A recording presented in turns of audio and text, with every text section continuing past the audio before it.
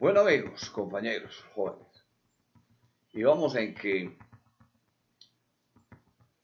al final el socialismo requiere que no exista Dios, porque si no hay Dios, no hay a quien eh, entregarle explicación de nada.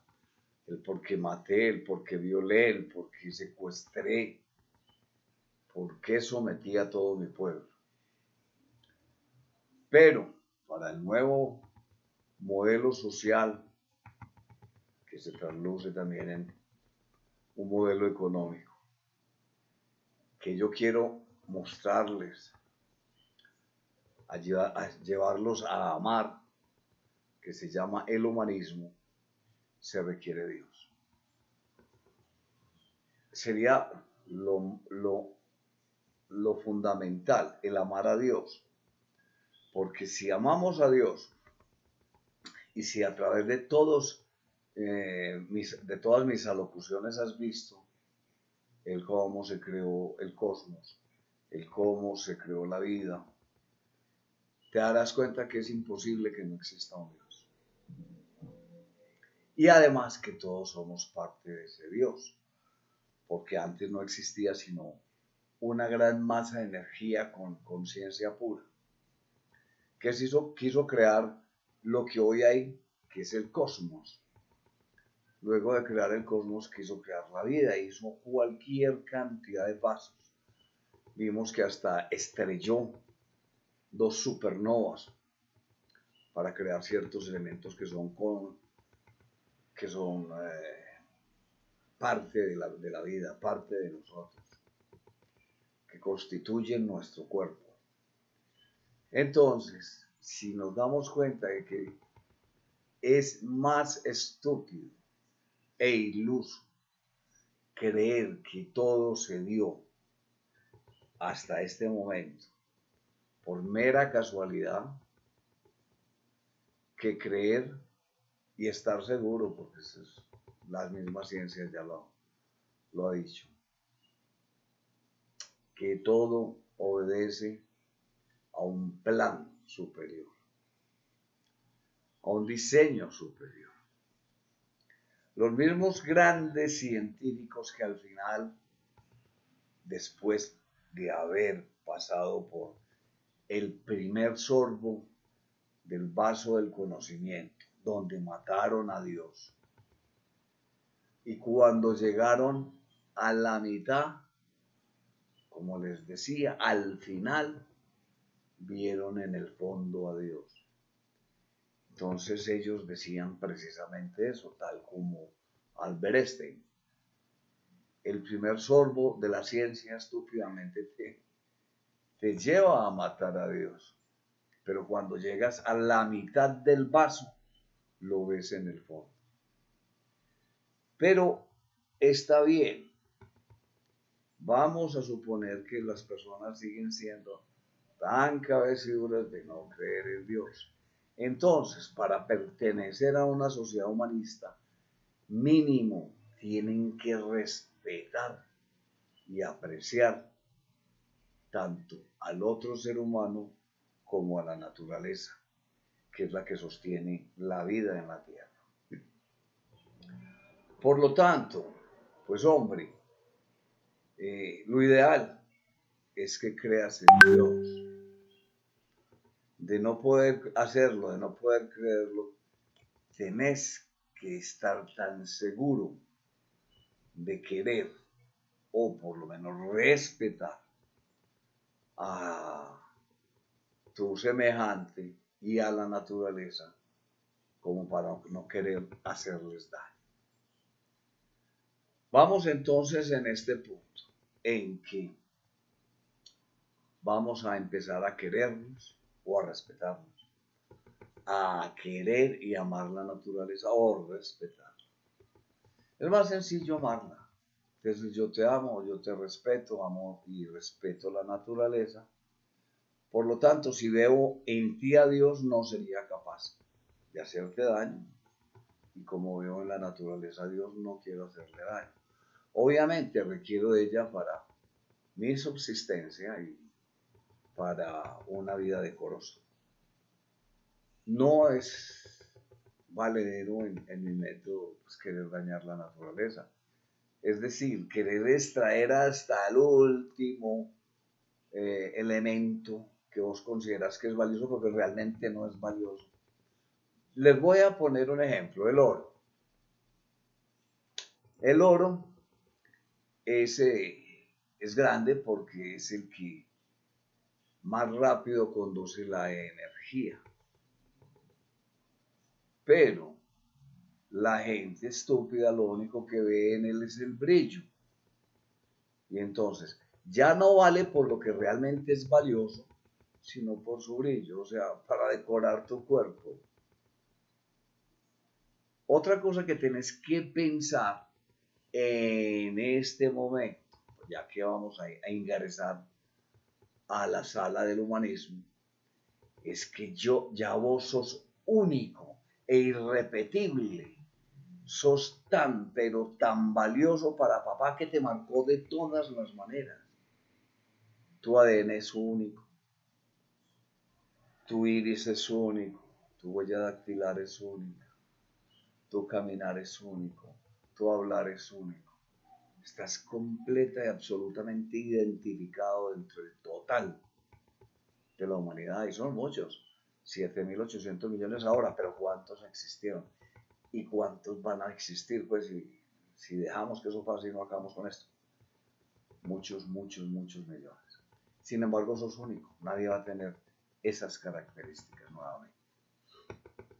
Entonces, compañeros, si entendemos que te marcaron los genes, que estás completamente marcado, que es por lo tanto tan posible que después te digan, Caín, ¿dónde está Abel?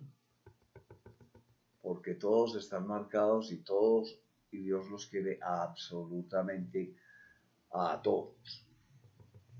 Bueno, dejando un poquito esa parte teológica, vamos a hablar entonces del por qué hay que querer la naturaleza. Ya les dije, esto es único. Este mundito no se da como tan fácil como para decir, no, es que nos pasamos para allí al frente. No.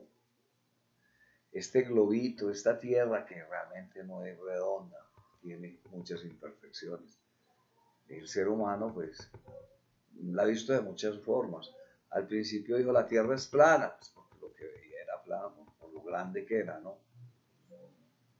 Y hasta hoy en día, pues, trabajamos la topografía planimétrica, la vemos como un plano.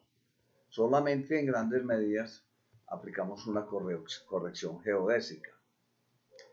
Pero para ciertas cosas todavía es plana, ¿cierto? Pero después la vimos redonda. Después la ciencia demostró que queda achatada hacia los polos. Hoy en día ya la NASA nos presenta una figura de la Tierra que a uno le da tristeza, luego parece que estuviera metido no en lo que siempre queremos, la casa hermosa, sino en una roca vagando por el espacio. Pero esa roca tiene condiciones tan especiales que ninguna otra roca sería capaz de mantenerse con vida, por lo menos cerca, ¿no? Hay que ser conscientes de que si existen, por decir, 400.000 millones de galaxias, y cada galaxia tiene 1.000 millones de estrellas, y en promedio cada estrella tiene unos 10 planetas. Estamos hablando que hay 4 billones de planetas, y es muy, pero muy factible de que muchos tengan características similares a la Tierra. Por lo tanto, tenemos que cuidarla, porque en ninguna otra parte cercana todavía no hemos aprendido a volar lo suficiente para decir yo voy a la siguiente constelación. Yo voy pues ya vamos al siguiente planeta. Pero no es como muy fácil, ¿cierto? Pero bueno, a ir a otro planeta donde podamos conservar nuestras condiciones actuales es muy, muy difícil, no imposible. Por eso es que tenemos que llegar al humanismo, porque solo cuando todos nos respetemos, cada cual esté haciendo su trabajo para la humanidad, unos produciendo el alimento, otros organizando, cuidando los hijos de los otros, es decir, guarderías y cosas, escuelas, colegios, universidades. Otros suministrando ciertos materiales y bienes que necesitamos. Otros ya se podrían dedicar a resolver esos problemas de cómo hacemos para llegar a alcanzar las velocidades necesarias para llegar, de cómo hacer para en un espacio tan reducido como una nave espacial cargar los suficientes elementos, tanto de alimentación como necesarios para que usted haga un viaje de esos. Bueno, cualquier cantidad de cosas pues que ya después miraremos. ¿Cómo no dejamos que esta Tierra, antes de que cogemos eso, la destruya un asteroide? ¿Cómo no dejamos que un supervolcán la acabe? ¿Cómo no dejamos que nos falte el agua? Todas esas cositas son fáciles. O sea, fáciles en el momento de que todos estemos tirando para el mismo lado, pensando en las soluciones y no pensando cómo crear problemas. Bueno, pero ya sabemos entonces, compañeros, que el grave problema que ha tenido la humanidad ha sido que hay personas que quieren ser los amos de todo, de las sociedades. Entonces, a veces fueron el señor de la gleba, el rey, el emperador, el tirano. Entonces, eso ya sabemos que es muy, muy dañino para la sociedad. Que eso ha sido lo que no nos deja, una de las cosas, que no nos deja salir adelante. El que existan personas que quieran ser mejores que las otras, pues atarzanando, sometiendo, porque que una persona quiera ser mejor que la otra, dar más que la otra, pensar más que la otra, estudiar más que la otra, eso es lo que nos hace grandes. Pero bueno, entonces, lo primero que hay que hacer es un último gobierno capitalista. Yo les decía que en el socialismo no se puede, porque el dueño del socialismo, ahí no es que el partido, eso no, ahí hay un tirano que no va a querer soltar el poder ni por el berraco. Se hace matar, pero primero hace matar a muchos, que como estúpidos y focas creen en él. Entonces requerimos primero un país demócrata, que a través del voto se pueda cambiar un status quo. Y entonces debe haber uno que llegue y entonces proponga un cambio en la Constitución para que no haya una sola persona, o sea, que no sea uno, que no sea un presidente, porque se llega a incurrir en estos problemas. Entonces, ¿qué se hace? Nuestra nación se divide en regiones. Por ejemplo, la costa atlántica, la costa pacífica, los llanos orientales, la parte andina. Deben ser 7 a 9 regiones. Cada uno va a nombrar por votación de todos sus habitantes un representante. ¿A qué? Al cónclave. El cónclave son la representación de cada una de las regiones por una persona que fue elegida por la zona. Entonces, cada que se va a votar algo entre ellos, al ser número impar, no debe dar un empate. cada uno debe exponer también sus argumentos como para convencer los otros. Y de esa manera tendríamos algo muy, muy importante. Primero, un consenso entre las regiones. Segundo, al ser debatido ya por regiones, por un representante de las regiones, tenemos necesidad de menos senadores y menos representantes a la Cámara. ¿Por qué? Pues porque se supone que ya hubo un primer filtro. No fue que un reyesito quiso promulgar una ley porque le conviene a él. No, entre 7 y 9 personas se decidió que hay una ley que de pronto les conviene a todos y ellos la promulgan. Y obviamente ya en un consenso mayor, el Senado se puede suspender ya una de las dos, o la Cámara, o mermar muy considerablemente sus representantes. Ya ellos definen sí, aceptamos esa ley, esa propuesta es correcta. También los senadores van a proponer leyes que entre ellos se debatirán, llegará al consenso del cónclave, y el cónclave entre los 7 o 9 definen si la ley es pertinente o no. Entonces ya llegamos a un punto muy estratégico. Acabamos con los presidentes.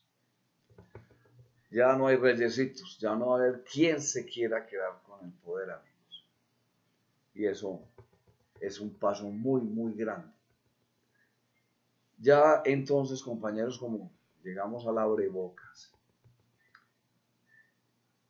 yo quisiera no ir más allá en esta charla, para que en la próxima pues decidamos qué caminos debe tomar esta nueva sociedad que es el humanismo.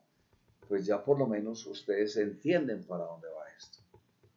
Es el bienestar de los seres humanos, el bienestar de la sociedad, un equilibrio armonioso entre todos y cada uno de los seres humanos, de las regiones, de los países, porque al final el cónclave va a ser entre toda la humanidad, pero hay que dar un primer paso, y el primer paso se da es en un país. El país debe demostrar que es tan bueno ese sistema que eduque con el ejemplo, y los otros quieran tomar ese poder como parte de ellos. Compañeros, un abrazo. Le doy mi más sentido pésame a todos aquellos compatriotas que han perdido sus familiares, sus bienes, hasta sus ganas de vivir por este terremoto tan grande que tuvo nuestra patria. Y que Dios reciba en su seno a todos y cada uno de los que se partieron debido a este terremoto. Un abrazo, que Dios me los bendiga.